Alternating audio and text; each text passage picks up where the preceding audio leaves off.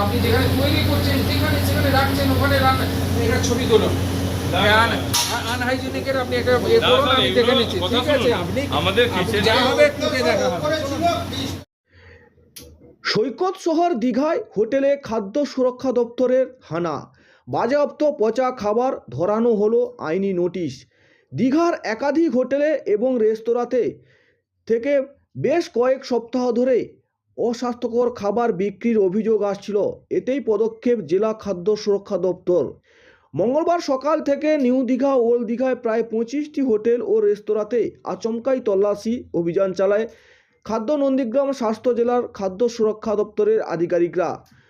তল্লাশিতে সামনে আসে ঝাঁ চকচকে হোটেলের পিছনে বাসি এবং পচা অস্বাস্থ্যকর খাবার মজুত রাখা হয়েছিল।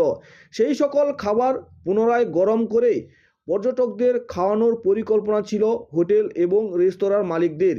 খাদ্য সুরক্ষা দপ্তরের সূত্রে খবর, তাদের আধিকারিকদের হোটেলের রন্ধনশালা থেকে প্রচুর পরিমাণ বাসি এবং পচা রান্না খাওয়ার মাছের ঝোল, তড়কা, বিরিয়ানি উদ্ধার করা হয়েছে। সেই সঙ্গে রেফ্রিজারেটর থেকে কাঁচা মাংস এবং কাঁচা মাছ বাজেয়াপ্ত করা হয়। রান্না করা খাবারে বেআইনি রং ও নোংরা জল ব্যবহার করা ও প্রমাণ মেলে।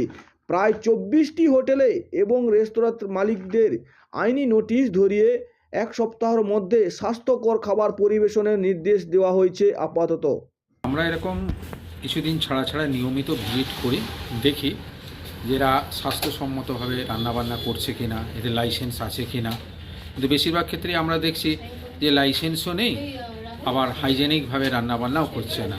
তো মাঝে মাঝে আমাদের কাছে কমপ্লেন আসে এবং মিডিয়াও হয় যে হোটেলের খাবার দাবার খেয়ে অসুস্থ হয়ে পড়ছে। তো তার জন্যই মূলত আমরা এখানে এসেছি।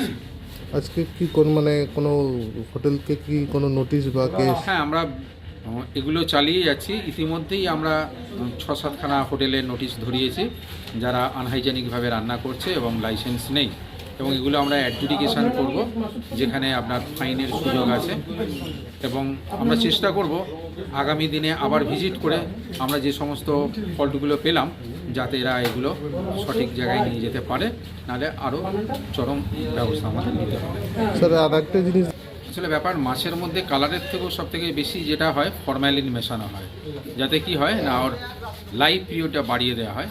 যে ফরম্যালিন যদি আমাদের শরীরের মধ্যে যায় খুব ক্ষতিকারক এবং কার্সিনোজেনিক, এর জন্য ক্যান্সার পর্যন্ত হতে পারে। এর আগেও আমরা বিভিন্ন মাছ ব্যবসায়ীর গিয়ে মাছের স্যাম্পেল তুলেছি এবং সচেতন করেছি, এবং আগামী দিনেও এটা হবে। আপনার নামটা স্যার?